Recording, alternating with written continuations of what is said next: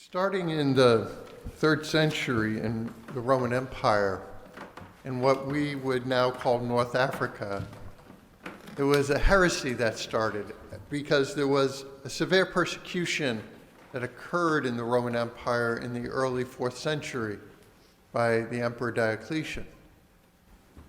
And in North Africa, the governor was a little more lenient than they were in other places, and all they had to do was sort of hand over the books, the Bible, to be burned, and they would be safe. And so a lot of Christians ended up doing that. And when Constantine, the great emperor, came in and allowed Christianity now to be a legal faith, no longer persecuted, where death was no longer an issue, many of those people came to return to the faith. And the Donatists, that was the heresy that began, had an issue with this. They believed that the church had to be the church of the perfect, that there could be no sinners in the church. Once baptized, you could never turn back. You always had to live that perfect life. And if you weren't, well, then you couldn't be part of the church.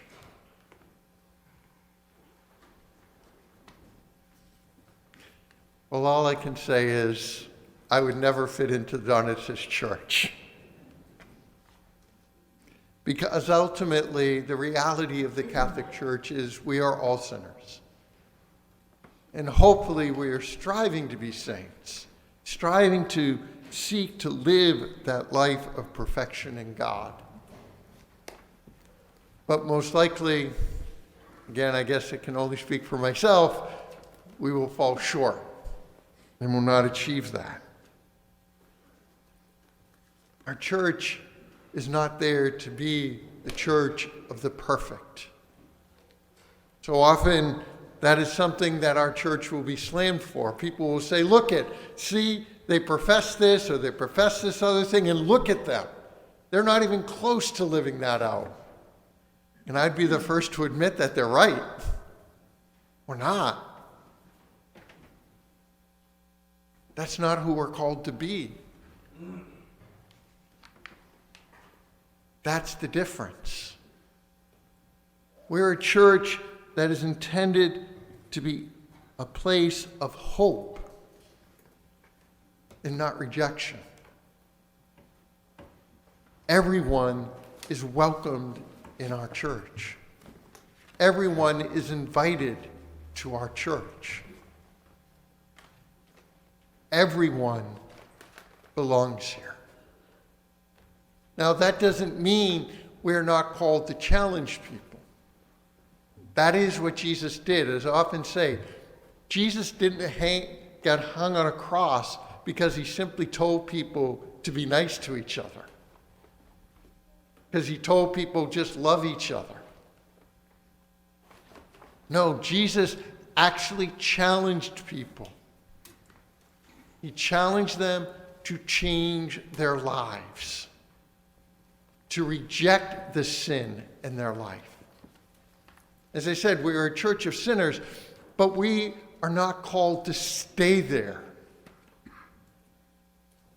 We are called to open our hearts to the Lord so that his grace, his mercy, his compassion can bring a change in the life that we are living. And no, we're not going to do it perfectly. That's why we have the sacrament of confession. But that is what we are striving for. We are striving to reject the life that is not of God, to reject our actions, our attitudes, our beliefs that are contrary to Christ. But we're not called to do it alone.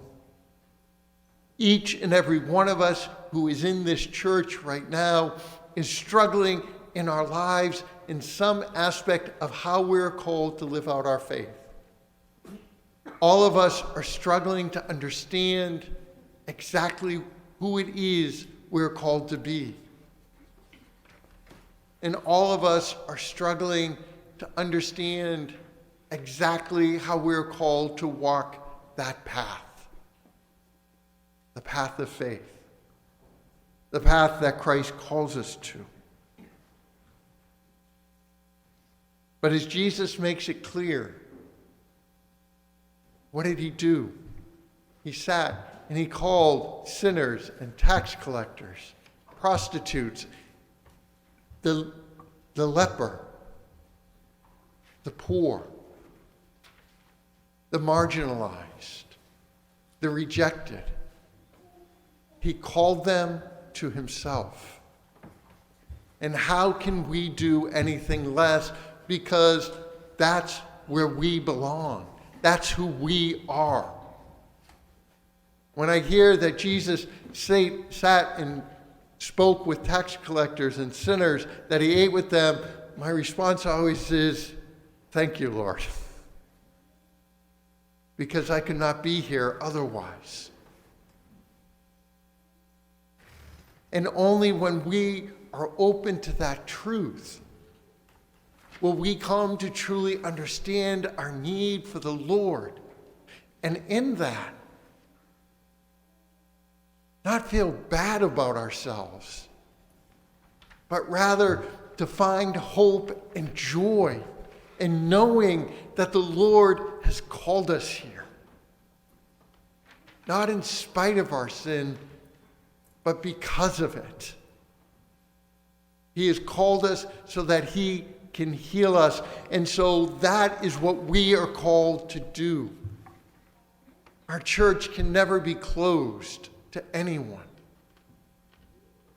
Yes, again, we must be willing to challenge them to understand, to believe, and to accept the true teachings of Christ, but not with a sense of superiority,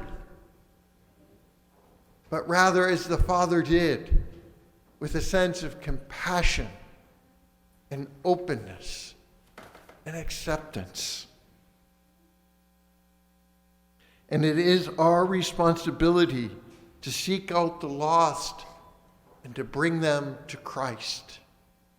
It is the responsibility of every single Christian.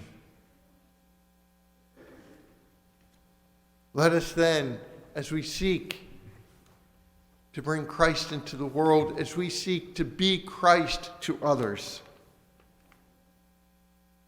let us celebrate the fact that we have been called here. Let us celebrate our openness to bring others with us. Let us recognize what it is that we celebrate here and now. Let us celebrate with a feast, because this one who has been lost and was dead and has come to life again. He was lost and has been found. And let us realize that Jesus is not talking about someone else. He is talking about you and me and everyone who belongs in this church.